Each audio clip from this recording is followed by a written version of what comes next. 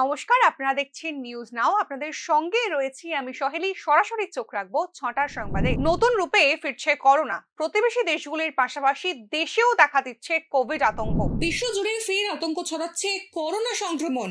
ইতিমধ্যেই Singapore, Indonesia ও দক্ষিণ এশিয়ার বেশ কয়েকটি দেশে ভয়াবহ আকার ধারণ করেছে করোনা। এই সমস্ত দেশগুলিতে জারি করা হয়েছে নয়া করোনা বিধি। সিঙ্গাপুর, মালয়েশিয়া সহ ইন্দোনেশিয়া আন্তর্জাতিক বিমানবন্দরে মাস্ক বাধ্যতামূলক করে দেওয়া হয়েছে। পাশাপাশি বিমানবন্দরে থাকবে টেম্পারেচার স্ক্যানারও। বিদেশের পাশাপাশি ভারতেও ছড়াচ্ছে সংক্রমণ। কেরলে ৭৯ বছর বয়সী এক মহিলার শরীরে কোভিড সাবভ্যারিয়েন্ট JN.1 শনাক্ত করা গেছে, যার থেকে চিকিৎসকদের মধ্যে ছড়াচ্ছে উদ্বেগ। কিছুদিন আগেই সিঙ্গাপুরে JN.1 সাবভ্যারিয়েন্টের সঙ্গে একজন ভারতীয় ভ্রমণকারীকে শনাক্ত করা হয়েছিল। জানা গিয়েছিল তিনি তামিলনাড়ুর তিরুচিরাপল্লী জেলার বাসিন্দা। এই দুটি কেস ছাড়া আপাতত দেশে আর কোনো কোভিড কেস পরিলক্ষিত না হলেও JN.1 ভাবাচ্ছে দেশের বৈজ্ঞানিকদের। বিশালগড় বাইপাসে বেশ কিছুদিন ধরেই চলছিল গাড়ি ছিনতাই। এলাকার বিধায়ক সুশান্ত দেবের ভোকাল টনিকে পরিস্থিতি সামাল দেওয়ার চেষ্টাও চলছিল জোর কদমে। তবে বাইপাস খানিক শান্ত হলেও বিশালগড় শ্রীনগরে শনিবার সকালে হয় আর এক ভয়াবহ ছিনতাই। এক ব্যক্তি 18 কার্টুন মোবাইল কিনে আগরতলা থেকে শ্রীনগর থানা হয়ে সোনামুড়া যাচ্ছিলেন। ছিনতাইয়ের ভয়েই তিনি বাইপাস ছেড়ে ঘুর পথে শ্রীনগরের রাস্তা ধরেছিলেন।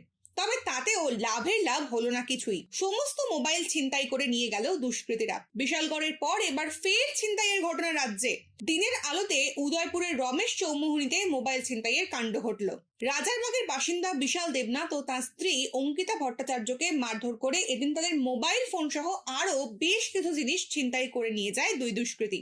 উদয়পুর মহিলা থানায় এসে অভিযোগ দায়ের করেন তারা। রাজ্যে প্রতি মুহূর্তে ঘটতে থাকা ছিনতাই কাণ্ডে কেন সরাসরি কোনো পদক্ষেপ নেই প্রশাসনের, সেই প্রশ্নই উঠছে বারবার। পারিবারিক কলহের জেরে মৃত্যু ঘটনায় নাম জড়িয়েছে মৃতের ঘনিষ্ঠ আত্মীয়দের। শনিবার রাতে মদের আসরে পারিবারিক বিষয়কে কেন্দ্র করেই ঘটনার সূত্রপাত। এদিন রাজকুমার ত্রিপুরার সঙ্গে তার ভাই, বোন এবং 3 ভাগ্নের মধ্যে সাংসারিক বিষয় নিয়ে বাকবিতণ্ডা শুরু হয়। তর্কাতর্কি বেড়ে একসময় হাতাহাতির পর্যায়ে পৌঁছয়। আর তারপরই রাজকুমার ত্রিপুরাকে তার ভাই সাধন ত্রিপুরা, বোন মাধবী ত্রিপুরা এবং 3 ভাগ্নের জিতেন্দ্র ত্রিপুরা, উত্তম ত্রিপুরা এবং সঞ্জিত ত্রিপুরা মিলে বেধড়ক মারধর করে। মার খেয়ে গুরুতর আহত হয়ে পড়েন তিনি। রাজকুমার ত্রিপুরার স্ত্রী তার স্বামীকে উদ্ধার করে শান্তির বাজার মহকুমা হাসপাতালে নিয়ে যান, কিন্তু শারীরিক অবস্থার অবনতির ফলে শান্তির বাজার মহকুমা হাসপাতাল থেকেই তাকে গোমতী জেলা হাসপাতালে পাঠানো হয়। গোমতী জেলা হাসপাতালে নিয়ে আসার পথেই রাজকুমার ত্রিপুরার মৃত্যু হয়। মৃতের স্ত্রী তার আত্মীয়দের নামে অভিযোগ দায়ের করেছেন। ঘটনার তদন্তে নেমেছে পুলিশ, তবে এখনো পর্যন্ত কাউকে গ্রেফতারের খবর পাওয়া যায়নি। প্রথম গাড়ি খাইছে হেতরা বাড়িতে অতি আসিলে মদ খাইতো হেতরা বেগর মদ খাইতে গেছে এলি আমরা বাইকিনা সহ আমরা দাদা সহ হেতরা বেগর খাইলে লুট তো আমরা এগুলো অল্প খাইছে মদ খাইলে আমরা দাম করে খাইছি যে তো হেতে এমনি বা গড় ভিতরে কথা কয়ে থাকে মা যদি না আমরা বাইকিনা আরি এখন কইছি যে তোর কিলা আমরা দাম কি দে বাইনার নাম কিতা? জিতেন ত্রিপুরা। হ্যাঁ, জিতেন ত্রিপুরা। বাড়ি কই?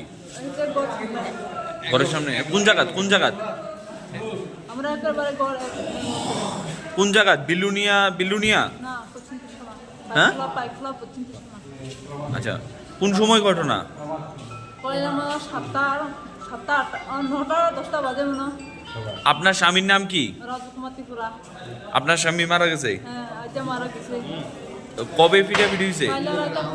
বাজার সেরে ফেরার পথেই প্রাণ হারালেন এক ব্যক্তি।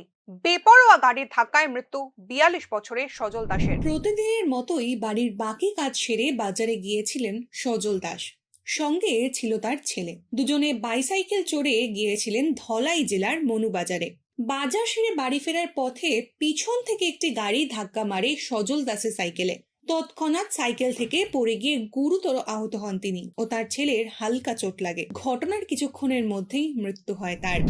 তারা বাজার করছে, বাজারে ব্যাগ লাগাই আছে, তারপরে একটা দোকান আছে ছোটো মোটো টং দোকানের মতো আর কি, এটা সবজি ব্যস্ত হয়ে বাজার মনোগে ভাঙা পড়ছে বাজারটা।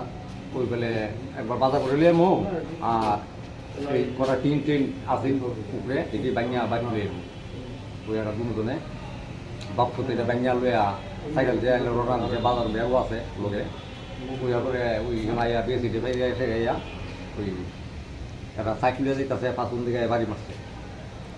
আজকের নিউজ এই পর্যন্তই। পরবর্তী আপডেটস পেতে চোখ রাখুন নিউজ নামের পর্দায়।